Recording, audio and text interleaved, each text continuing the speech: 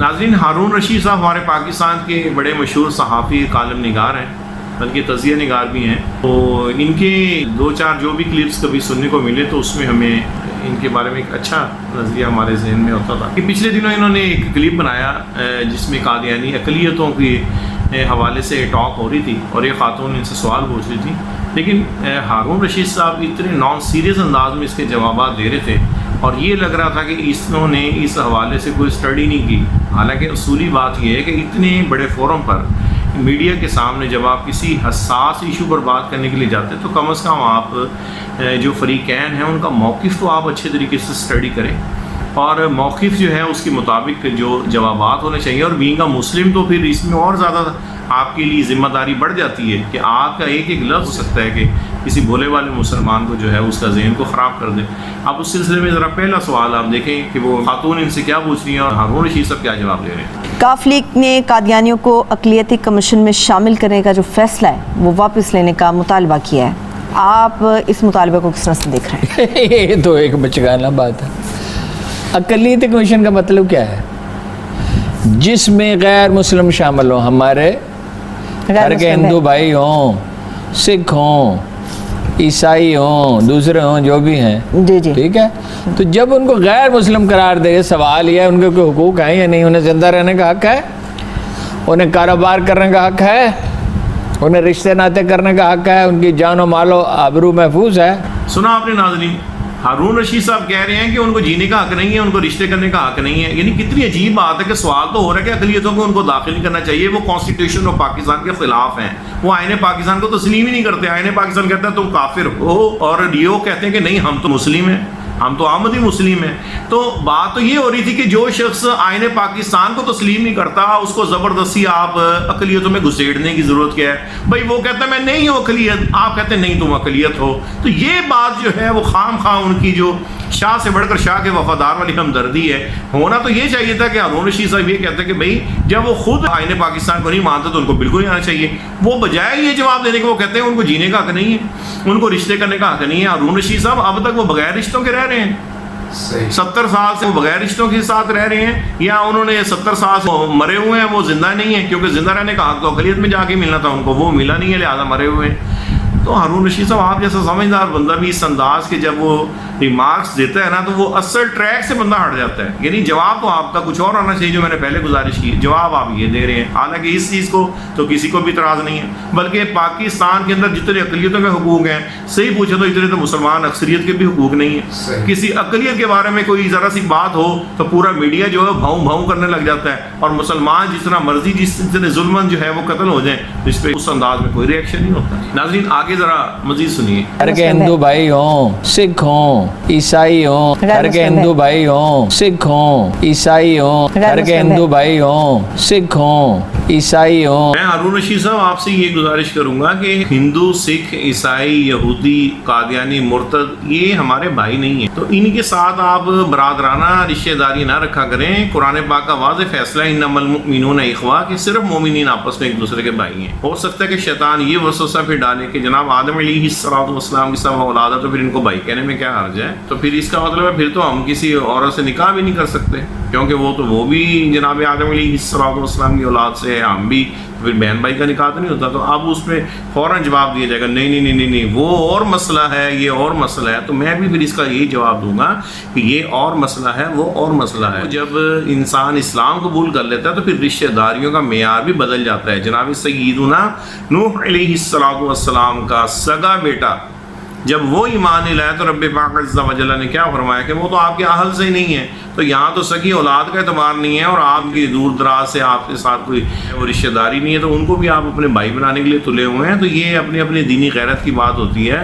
خدا خوفی کیجئے، ان لوگوں کو اپنا بھائی نہ کہا کریں، اور تاکہ لوگوں کے ذہن ان کی جو ایک کفر کی جو شدت نفرت ہے اس کے اندر کمی نہ آئے. ناظرین آگے ذرا مزید سنیے. تو دیکھیں رسول اللہ صلی اللہ علیہ وسلم نے عدل کا ایک اصول کا بیان کیا ہے اور دائمی طور پر اپنا اس پہ عمل کرنے کا حکم دیا ہے. وہ یہ ہے کہ ہر فریق کا موقف سنا جائے گا. ان کا نمائندہ کیا کرے گا کہ اپنا موقف بیان کرے گا. ہارون رشید صاحب یہ کون سی حدیث پاک کا ترجمہ فرمایا آپ نے کہ آپ علیہ الصلوۃ والسلام نے فرمایا کہ یار ایک ہی بات سننی چاہیے؟ اور دوسری بات یہ ہے کہ کیا 100 سال سے قادیانیوں کی ابھی بات سنی نہیں گئی؟ ابھی تک پتہ نہیں چلا کہ ان کے بارے میں کیا ہے؟ یہ 1974 کے اندر مرزا ناصر جو کئی دن آگے اپنی بانگ بانگ کرتا رہا تھا تو اس وقت پتہ نہیں چلا تھا. تو ابھی تک بھی ہمیں مزید ضرورت ہے کہ ہم قادیانیوں سے یہ پوچھیں کہ جی آپ کا کیا موقف ہے. تو 1 صدی گزر گئی اور آپ ابھی کہہ رہے ہیں کہ ان کی سننی چاہیے، اور پھر اس کو آپ حدیث رسول کا ٹھپا بھی لگا رہے ہیں، جبکہ ایسا ہے نہیں.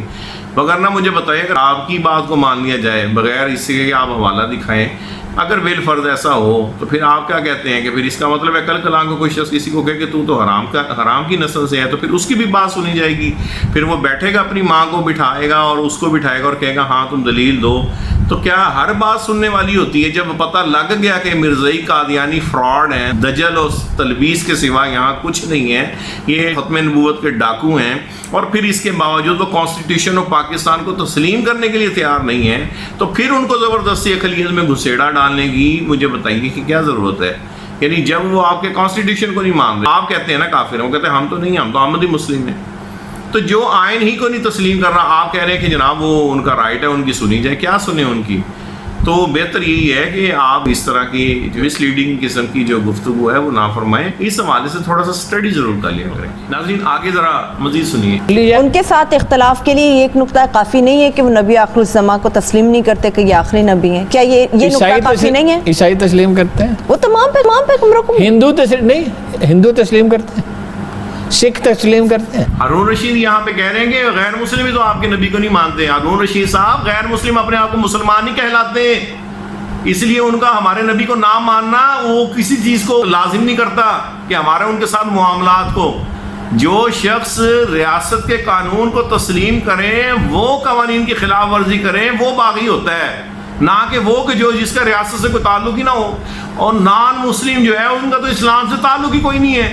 تو لہٰذا ان پر آپ مرزائی قادیانیوں کو قیاس کیسے کر سکتے ہیں؟ مرزائی قادیانی ایک الگ کلٹ ہے. جو قادیانی ہیں وہ مرتد ہیں، جو دعویٰ اسلام بھی کر رہے ہیں اور اس کے باوجود ہمارے نبی پاک علیہ الصلوۃ والسلام کو جھٹلاتے ہیں، اور بلکہ وہ کہتے ہیں کہ لفظ محمد سے مراد تو معاذ اللہ غلام احمد قادیانی ہیں. تو آپ انہیں کہہ رہے ہیں کہ وہ اگر نبی پاک کو آخری نبی نہیں تسلیم کرتے تو یہود و نصارہ تو بالکل ہی تسلیم نہیں کرتے. تو یہود و نصارہ یہ بھی کب کہتے ہیں کہ ہم مسلمان ہیں؟ تو اسلام کا دعویٰ کر کے اگر کوئی شخص کفر کو پرموٹ کرے اسی کو تو مرتد کہتے ہیں. اور مرتد کے حکام دیگر کفار سے دنیاوی معاملات میں الگ ہوتے ہیں. یہود و نصارہ کی عورتوں کے ساتھ آپ نکاح کر سکتے ہیں لیکن آپ ہندو سکھوں کے ساتھ نہیں کر سکتے. یہود و نصارہ کے ساتھ آپ نکاح کر سکتے لیکن آپ مرزائیوں کے ساتھ نہیں کر سکتے نکاح. یہود و نصارہ کا ذبیحہ آپ کھا سکتے ہیں، ان کا نہیں کھا سکتے. تو بعض احکام میں بعض نان مسلمز ہیں ان میں ان کو رعایت دی گئی ہے دنیاوی احکام میں، لیکن مرتد کے لیے تو کوئی رعایت نہیں ہے. تو آپ بجائے اس کے کہ ان کو یہ کہیں کہ جناب وہ مرتد ہیں، وہ نام لیتے ہیں نبی پاک علیہ الصلوۃ والسلام کا لیکن مراد لیتے ہیں وہ مرزا قادیانی کو. بات کرتے ہیں وہ قرآن کی لیکن وہ قرآن پاک کی آیت پہ اپنے منمانی مفاہیم جو 1400 سال میں امت جن پر متفق ہے اس کے اگینسٹ کا ترجمہ کرتے ہیں. تو اس وجہ سے ان کے تو ہزاروں کفریات ہیں، تو جس کی وجہ سے وہ مرتد ہیں، بے ایمان ہیں، اور ان کو ہمارے آئین نے بھی کہا اور وہ اس آئین کو بھی تسلیم کرتے ہیں، اور آپ کہہ رہے ہیں کہ غیر مسلم تو نہیں کرتے. تو پہلے آپ یہ پڑھ لیجئے کہ غیر مسلموں میں اور قادیانی مرتدوں میں فرق کیا ہے، پھر آپ بات کیجیے گا.